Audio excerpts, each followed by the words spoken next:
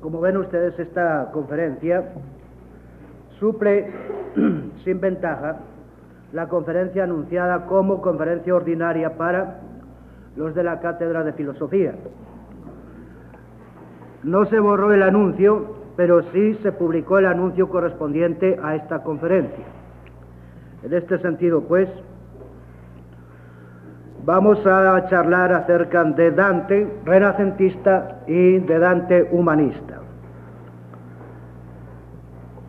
Señoras y señores,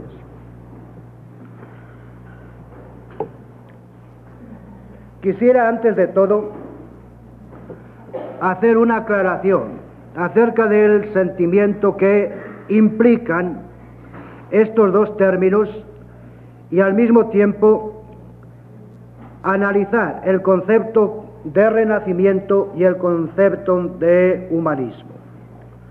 Porque en la mente de unos están unidos pero mal unidos y en la mente de otros están separados. Sin embargo, yo creo personalmente que no se expelen uno a otro, sino más bien se implican porque van a formar, al menos en Dante, van a formar una especie de síntesis, como voy a tratar de demostrarlo en la conferencia.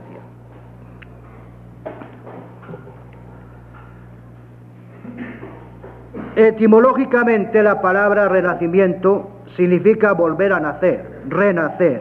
La palabra renacer, compuesta del prefijo re, que es iterativo, y naturalmente, si consideramos esto desde su punto de vista literal, esto es imposible. ¿Qué entraña, pues, este concepto? La idea de renacimiento es una idea acuñada por el cristianismo primitivo. Tiene entonces una significación completamente religiosa.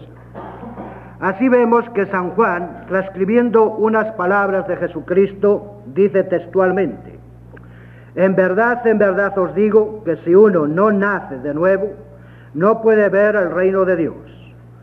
Lo que ha nacido de la carne es carne, y lo que ha nacido del espíritu es espíritu. Es menester que renazcas de nuevo.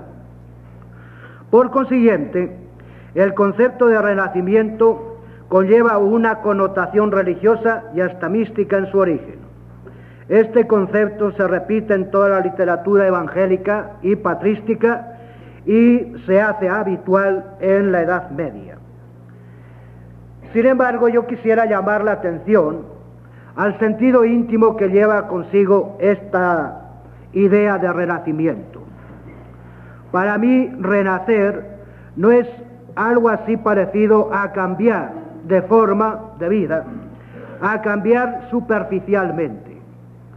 Cuando uno ha renacido en este sentido religioso, y después veremos que hay que ampliarlo a la naturaleza humana, cuando penetramos en el sentido del concepto de renacimiento, podríamos preguntarnos qué le pasa al hombre que renace.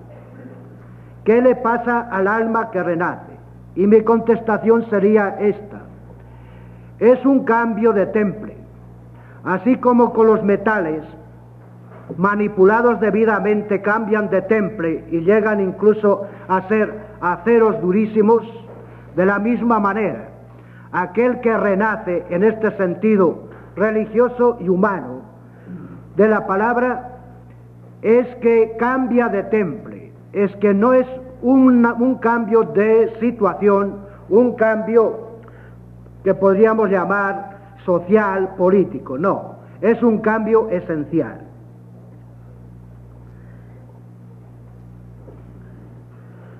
Su fondo teológico quedó fundido en otro concepto cuya denominación es el humanismo. Aunque la palabra humanismo es de reciente acuñamiento, sin embargo, la palabra humanidad, humanismo, un ser humano, humanista, data de tiempos sumamente alejados. En otras palabras, Grecia tenía una palabra para poder descifrar y al mismo tiempo expresar lo que significa la educación verdaderamente humana, y esta palabra era paideia.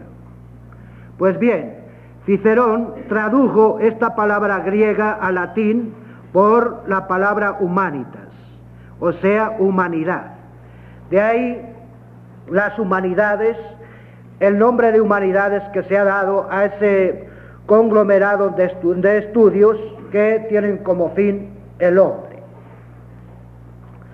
Entonces, ser humanista implica una renovación del hombre, no con respecto a Dios, sino con respecto a la humanidad, renovación de todas sus posibilidades que constan en la historia, es decir, posibilidades que el hombre ha ido marcando en la historia, posibilidades en cuanto a la religión, en cuanto al arte, en cuanto a la política, poesía, vida social.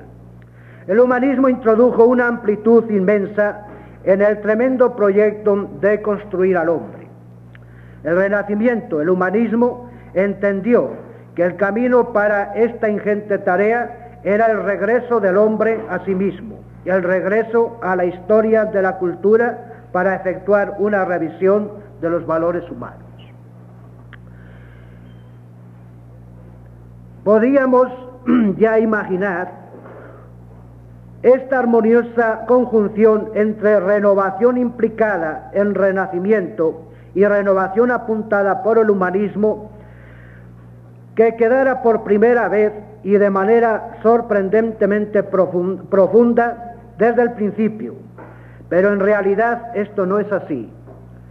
El primero que realizó esta armonización fue Dante. Dante es la victoria de una lucha multisecular a la que debo hacer referencia, aunque sea muy escueta, porque ello nos ayudará a apreciar en todo su valor la gigantesca figura de Dante. Acabo de afirmar que Dante es la cifra de la victoria que sintetiza el renacimiento cristiano, la cultura cristiana con la cultura greco-romana. Estas dos culturas estuvieron en una lucha tremenda y en una lucha multisecular. A esta lucha me voy a referir porque conviene tener los antecedentes, ya que el que ha consumado una victoria tiene derecho a que se sepa cuánto le ha costado o cuánto ha costado a la humanidad, cuya cifra es Dante, cuánto ha costado a la humanidad esa lucha. La lucha se produjo tan pronto como la cultura cristiana empezó a cuajar. Los primeros escritores cristianos, con raras excepciones, se opusieron a admitir la influencia de las letras y de la filosofía paganas.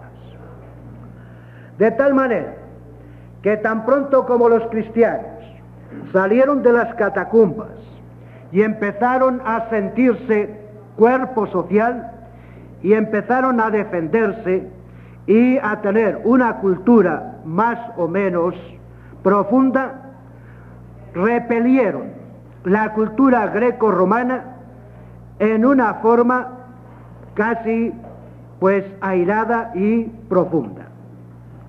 Para que vean esto, voy a citar unas palabras textuales de uno de los escritores más célebres del siglo II, cristiano, y después creo que salió del cristianismo o por lo menos del catolicismo. Se trata de Tertuliano. Este, que desaparece hacia el año 222, dice: ¿qué hay de común entre Atenas y Jerusalén, entre la academia y la iglesia? Tanto peor para aquellos que han puesto al día un cristianismo estoico, platónico, dialéctico. Para nosotros no tenemos necesidad de curiosidad después de Jesucristo, ni necesidad de investigar después del Evangelio. Quiere decirse que el Evangelio, según este pensamiento, es borrón y cuenta nueva en una civilización, en una cultura. Claro que ellos tenían sus razones. Desde el punto de vista moral, la literatura, tanto griega como y sobre todo romana, pues presentaba en ejemplos verdaderamente bochornosos. Hay poetas, por ejemplo, Horacio, sobre todo Ovidio, incluso hasta el mismo Virgilio, según ellos. Y no se mencione, los dramaturgos presentaban a la juventud escenas poco edificantes, o por lo menos que estaban en contra de aquella moral rígida que había sido engendrada en las catacumbas. Y además de las ciencias, de las artes, había otra provincia del saber muy importante, importantísima, que era la filosofía pagana, nominalmente la filosofía aristotélica y la filosofía platónica. Pues bien, a estas filosofías llegaron a denominarlas fuentes de herejías. Tal vez tuvieran pues razón. Lo cierto del caso es que ellos no intentaron ninguna síntesis, no intentaron ninguna renovación, ningún renacimiento de estas filosofías ni de estas letras. Un poco después se levanta la siguiente tesis: la cultura pagana, sus obras debidamente censuradas, puede ser útil a la cultura cristiana, luego aquella debe tolerarse. Tesis de simple tolerancia. En ese sentido, mediante expurgos, mediante censuras, hubo gentes que venían del paganismo, se habían convertido al cristianismo, pero estaban perfectamente educados en las letras y en la filosofía y en el derecho de esa cultura pagana. Y ellos, sintiendo la necesidad que había de abrir un poco los horizontes de esa cultura cristiana primitiva, empezaron a escribir hablando a favor de la tolerancia, de eso que de lo cual no se quería oír ni siquiera mencionar. Esto fue gracias a grandes escritores, sobre todo San Jerónimo, San Agustín y otros muchos, que prepararon un ambiente más o menos propicio para que se admitiera esta cultura, y luego de la destrucción de los bárbaros pasaran estas opiniones con menos acrimonia a la Edad Media. En la Edad Media hablo casi del siglo XIII, que es para mí una de las expresiones más puras de lo que llamamos Edad Media. Empieza una nueva renovación, un nuevo humanismo, y lo podemos centrar en Santo Tomás. Santo Tomás aportó una síntesis original y profunda de Aristóteles y la teología católica. Dicho sea de paso, síntesis realizada entre grandes peligros y grandes amenazas, porque todo aquel que haya leído este capítulo de la filosofía medieval sabe que incluso fue prohibida por la Iglesia en unas cuantas tesis contra Santo Tomás. Pero como ya la escolástica iba desintegrándose a base de Scott y sobre todo de Guillermo de Ockham, la situación cambió. Sin embargo, podemos considerar a Santo Tomás como un representante parcial del verdadero humanismo, aunque yo no me atrevería a decir que Santo Tomás fuera un humanista pleno. A él le interesaban las cosas desde cierto punto de vista distinto del de los humanistas. Para Santo Tomás, la filosofía griega podía llegar a ser un excelente instrumento para racionalizar la teología. Se prestaba a ser una dócil servidora de la teología. De modo que Santo Tomás, que muere el año 1274, ya Dante había nacido, preparó un clima suficientemente propicio y favorable para que se diera una síntesis, quizá en aquello más difícil, en aquello que podía ir o ser tomado como sospechoso contra la fe católica. El célebre historiador Bucar fue el primero que descubrió en el legado de Dante los rasgos esenciales del hombre del Renacimiento. Esto fue en el siglo pasado, y desde entonces nadie ha podido negar seriamente esta tesis. Efectivamente, El Convivio, una obra de Dante, Monarquía, otra obra de Dante, y la Divina Comedia ofrecen la primera gran síntesis del pensamiento medieval y de la sabiduría antigua. En esas obras aparece por primera vez el humanismo eterno dentro del corazón, que es también un intento soberbio de testamento, del testamento moral, artístico y místico de una edad que se disuelve para transformarse en lo que Dante apunta, los nuevos tiempos cuya base queda ampliada con el aporte de la sabiduría greco-romana.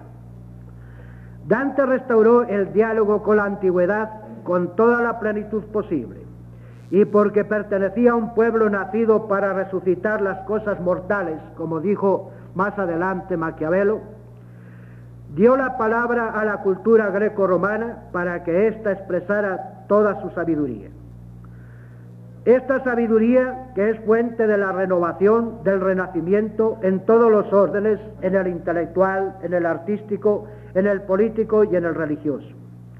Esto exigía un tremendo acto de fe en la naturaleza humana, en las infinitas posibilidades de la naturaleza humana. Tal acto de fe no diré que era nuevo, pero sí afirmo que no era común. La naturaleza había sido corrompida por el pecado según la opinión común y corriente, y por la acción de los propios hombres, mas era capaz de ser restaurada si se le trataba eficaz y correctamente. De modo que en el fondo de la filosofía de Dante encontramos una fe en las posibilidades de la naturaleza humana, y me parece que este es el punto esencial de arranque para lo que llamamos humanismo. Si se me preguntara por el concepto que resume el ideal humanista de Dante, yo respondería con una palabra: la nobleza humana. Él se pregunta por la esencia de esa nobleza. Él la ensalza donde la encuentra, él se lamenta cuando no la encuentra, y él estalla en cólera cuando lo innoble se entroniza donde las virtudes humanas deben presidir. La naturaleza humana, la cual se asienta en la creación de Dios, tenemos que llevarla en una corriente ascendente, pero reconociéndola en todos sus derechos hasta el mismo Dios. Este es el recorrido que nos va a señalar Dante en la más grande de sus obras, la Divina Comedia. Dante pregunta por esa naturaleza y luego por la esencia de aquella nobleza al mundo pagano y también al mundo cristiano. Al mundo pagano, principalmente al romano, porque una primera lectura de las tres obras antes citadas, o sea, el Convivio, la Monarquía y la Divina Comedia, evidencia que Dante conocía muy poco de la cultura griega y muchísimo de la cultura romana. En realidad su educación dio este producto, aunque habría que hacer alguna excepción respecto de la filosofía, puesto que él demuestra muy bien que conoce por lo menos Aristóteles. No esperen que yo haga aquí un comentario de esas obras dantescas. Me referiré centralmente a la Divina Comedia, en la que, como él mismo afirma, el cielo y la tierra han puesto sus manos. La Divina Comedia completa y perfecciona todos los elementos de su humanismo que aparecen en las otras dos obras. Efectivamente, en el Convivio, obra anterior a la Divina Comedia, aparece el humanismo de Dante en toda su amplitud, pero desde un punto de vista no acabado, porque esta obra, que fue diseñada para 15 tratados, solamente lo escribió 4. Sin embargo, esta obra, que pretendía ser una enciclopedia de ética y de política, un programa para remedio de los principales males de su tiempo, da un adelanto a ese humanismo que nosotros vemos en la Divina Comedia. Sin embargo, en el Convivio vemos que el remedio adelantaba, y que ese remedio se basaba en la filosofía aristotélica, a la que había sido llevado por Cicerón y Boecio, autor de la Consolación de la Filosofía. Dante profesa gran respeto y admiración por todas las escuelas, a las que deseara ver armonizadas, como él dice, en la eterna Atenas. Quiere fundar la paz universal basada en la razón, tal como fue iluminada por Aristóteles y ejecutada por César. Virgilio, aunque un poco silencioso, ya está presente también en esta obra. Aquí también encontramos el tipo de hombre perfecto que se ha ideado Dante. Para Dante el tipo perfecto no es el santo, no es un cristiano. El tipo perfecto para Dante es Eneas, porque él encarna desde un punto de vista racional lo que él entiende la nobleza humana. Por otra parte, en este tratado, Dante no estaba transido de esa especie de preocupaciones cristianas, de la salvación, etcétera, etcétera, sino más bien como un poco pagano. Él quiere un fin como el que tuvo Catón, que es para él un santo por haber defendido la libertad de Roma. Él quiere una inmortalidad en los campos elíseos.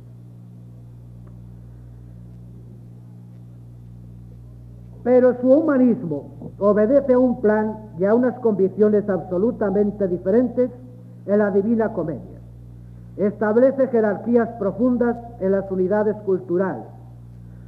Su punto de arranque es la conciencia de su propio pecado, de su miseria propia, de la miseria moral de una sociedad en ruinas, sin ley y sin reglas. Se enfrenta con el problema de su salvación y con la reforma intelectual, política, ética y religiosa de la cristiandad. Ya no habla como un pagano, sino que habla con la voz quizá pagana, pero habla un cristiano, con todos aquellos problemas que a un cristiano piadoso le pueden asaltar. Ahora bien, esta reforma, ¿cómo la piensa llevar? ¿Cuál es la solución humanista que propone Dante?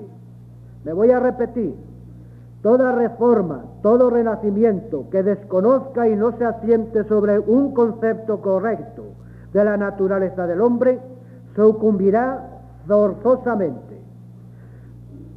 Dante vio esto y para remediarlo acudió a la cultura greco-romana. Citaré unos nombres que representan otros tantos símbolos, los cuales a su vez son otras tantas categorías que nos servirán para apresar la esencia del humanismo de Dante. Virgilio, Beatriz, San Bernardo, la Virgen. ¿Qué significan estos nombres en la epopeya inmortal dantesca? Y si tienen una significación, ¿para quién lo tienen? Virgilio encarna la sabiduría pagana, Beatriz la ciencia divina, la teología, San Bernardo la mística, la Virgen por humana pero sin pecado, representa la posibilidad de acercarse más o menos inmediatamente a Dios, al cuadro apoteósico cuyo centro es la Santísima Trinidad. Estos nombres son guías para un solo camino, el único camino que debe seguir la humanidad, representada en el mismo Dante, el camino que hay que seguir para realizar el proyecto divino de la creación. Fíjense bien que aquí señalan el camino Virgilio, Beatriz, San Bernardo y la Virgen, pero lo señalan a un solo hombre que representa la humanidad y señalan un solo camino. Quiere decirse entonces que aquí nos encontramos con un ensamblaje afortunado entre las dos grandes culturas, la cultura greco-latina, greco-romana, y la cultura cristiana. Deseo muy vivamente subrayar un factor que juzgo esencial en la estructura de la Divina Comedia, o lo que es lo mismo, en la concepción humanista dantesca. Y es este: dije que son guías para un solo camino. Luego, entre ellos, lejos de existir discrepancia, hay una esencial coincidencia, y coincidencia en el propósito divino de la creación. En este propósito, en esta coincidencia, hace entrar Dante a Virgilio. Antes de proseguir, quiero hacer un alto en mi charla. Teniendo en cuenta lo que acabo de afirmar, pregunto: ¿dónde quedan aquellas luchas entre cultura cristiana y pagana, tan intolerantes de los tiempos primitivos de nuestra era? ¿Dónde los pasos vacilantes de los siglos posteriores? ¿No es verdad que Dante es la cifra de una victoria plena de la armonía intelectual, filosófica, afectiva de esas culturas occidentales? Creo oportuno leer el encuentro de Virgilio con Dante, tal como aparece en la Divina Comedia. Después que se le aparecieron aquellas fieras a Dante, que ya emprendía su camino,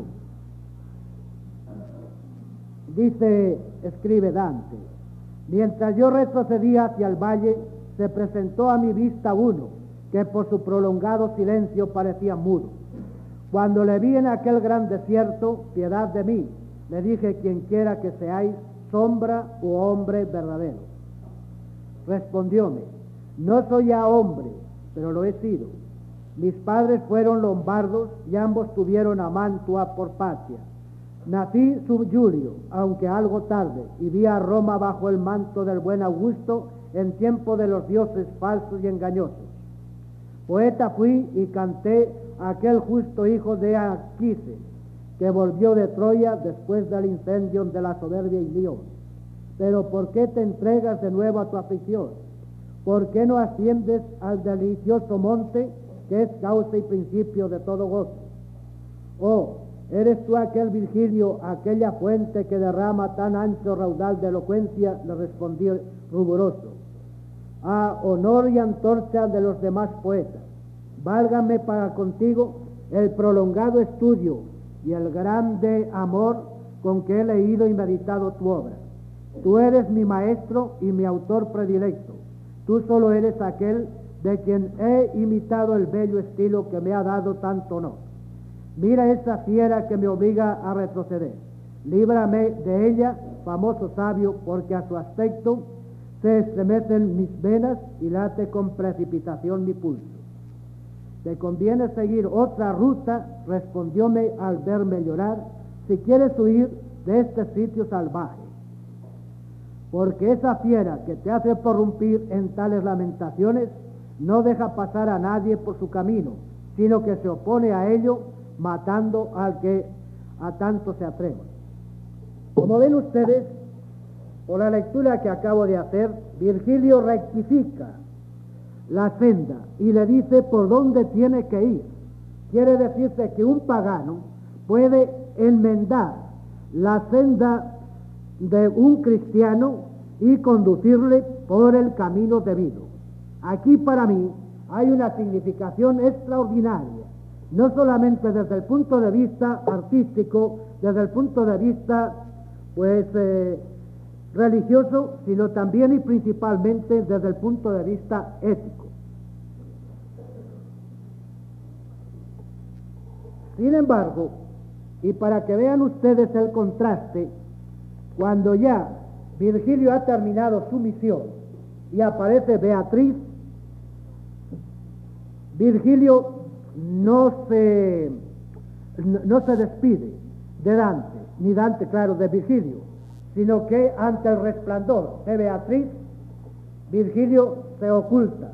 Y aquí encuentro yo una especie de veneración, de virtud de parte de Dante y de respeto ante la revelación. Quiero atraer la atención de ustedes sobre esta despedida en silencio. Les he dicho que Virgilio no se despide con palabras. Aquí se nota que exigencias estéticas aconsejan ese silencioso desaparecer de Virgilio. Claro está, si hubiera desaparecido despidiéndose con palabras, probablemente el efecto poético hubiera sido no tan sorprendente. Pero además de estas exigencias artísticas o poéticas, encuentro otra exigencia. El silencio de Virgilio implica la elocuente expresión de que la sabiduría pagana es efectiva hasta el punto que ha cumplido una real y necesaria misión, pero que, encarnado Cristo, no basta ella, irreverente, se aparta para que su obra sea consumada cristianamente. Aquí tenemos entonces el enlace entre el mensaje de Virgilio y el mensaje de Jesucristo o del cristianismo. Llegado a este nivel, creo debo detenerme en la significación de Virgilio en el sistema del humanismo dantesco, que es el objeto de mi disertación estatal. Dante tiene presente en todo momento la Eneida, en la que se centra la cultura romana, directamente e indirectamente la griega. Dante es todo un romano.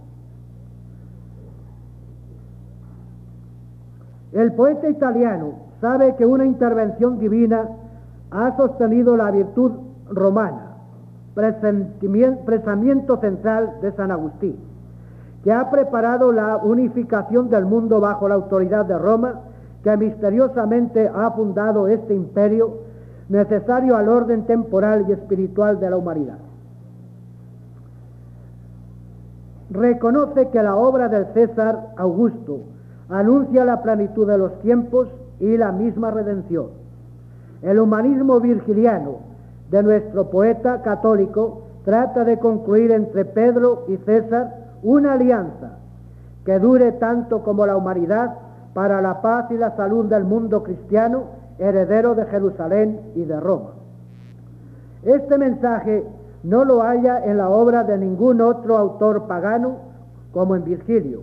Por esta razón es Virgilio el elegido para ser el guía de la naturaleza humana no redimida. Virgilio y no Aristóteles, ni Platón, Virgilio y ningún otro sabio pagano puede ser el guía de Dante.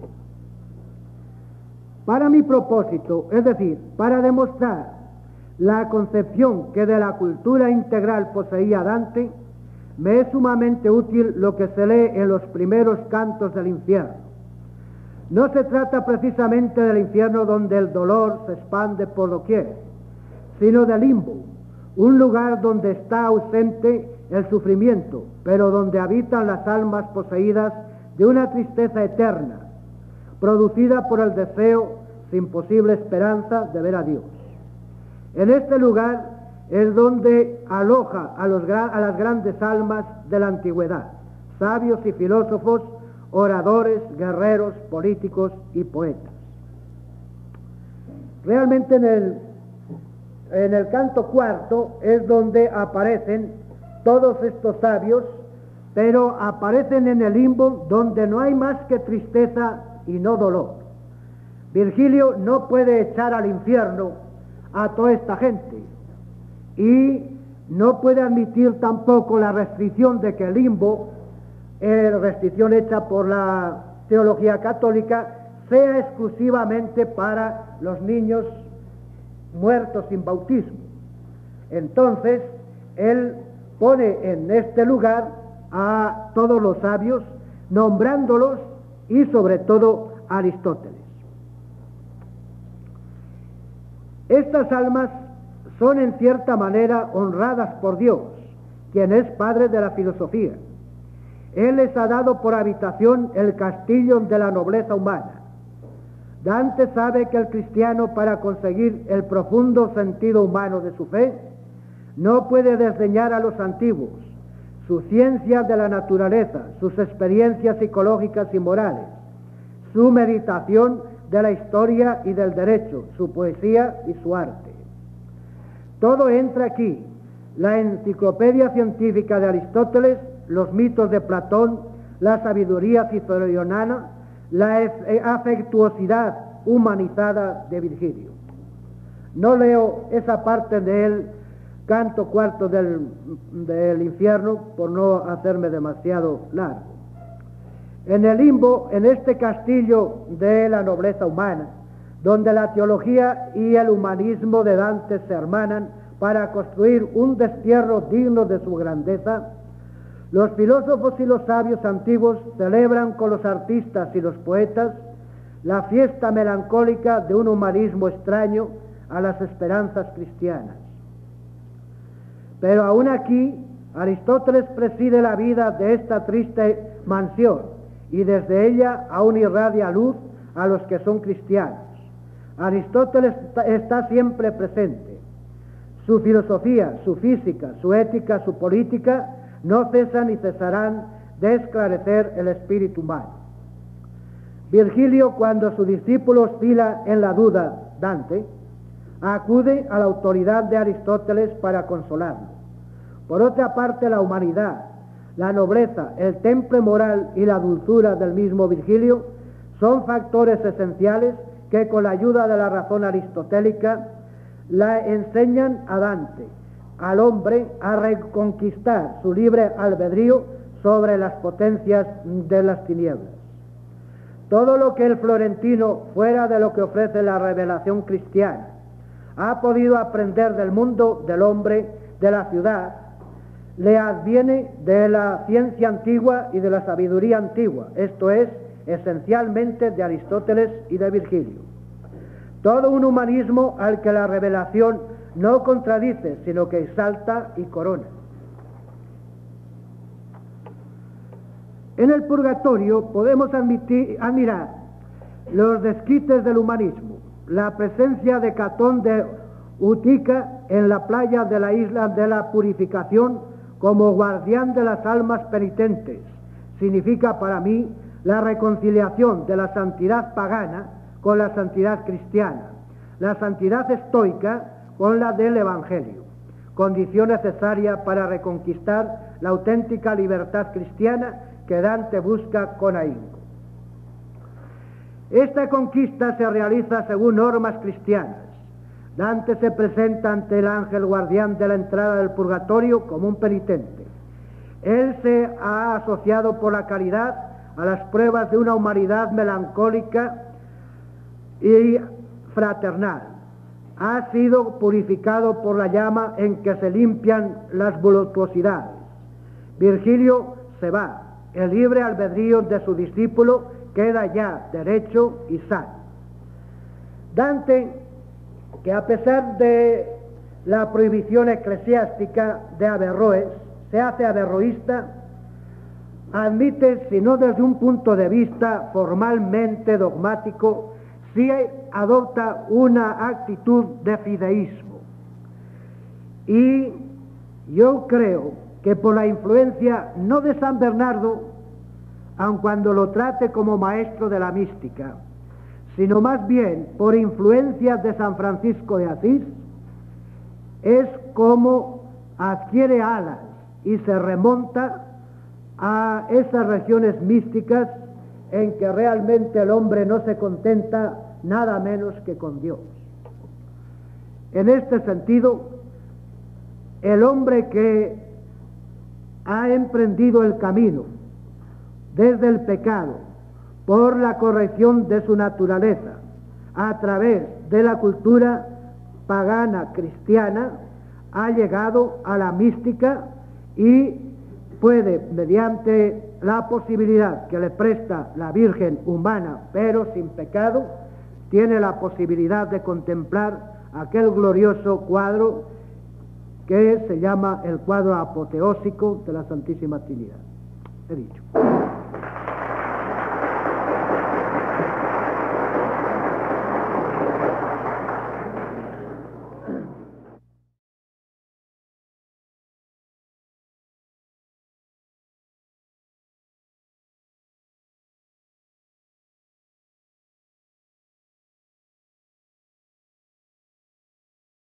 Consideramos esto desde su punto de vista literal.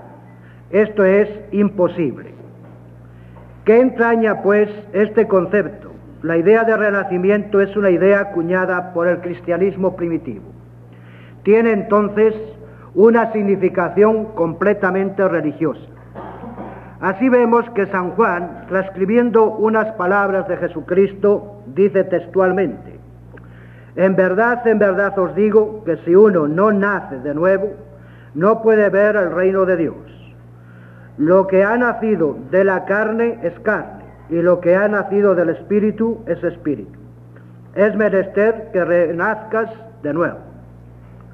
Por consiguiente, el concepto de renacimiento no se borró el anuncio, pero sí se publicó el anuncio correspondiente a esta conferencia. En este sentido, pues, vamos a charlar acerca de Dante renacentista y de Dante humanista. Señoras y señores,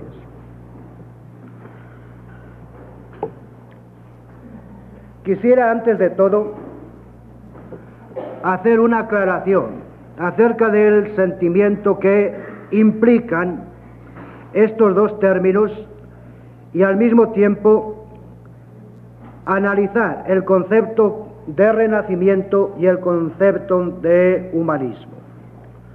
Porque en la mente de unos están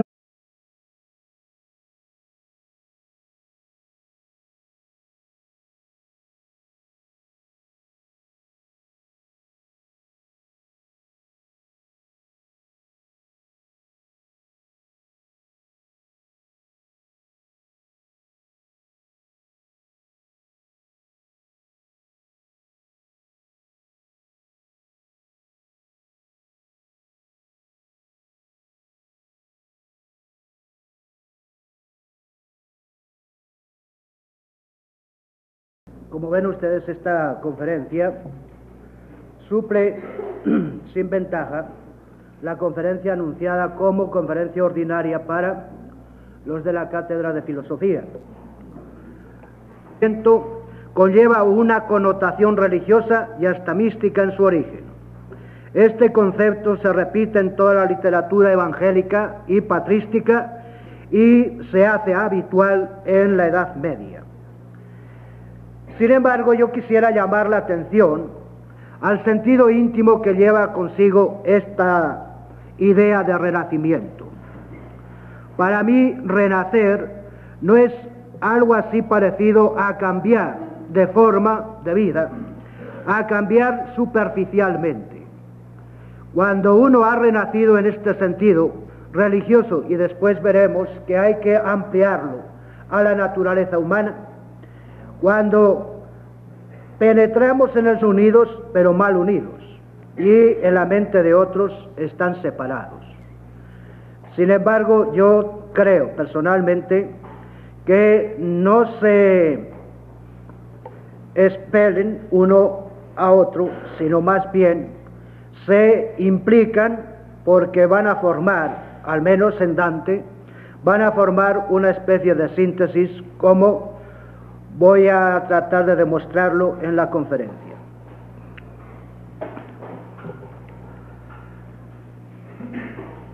Etimológicamente, la palabra renacimiento significa volver a nacer. renacer. La palabra renacer compuesta del prefijo re, que es iterativo, y naturalmente si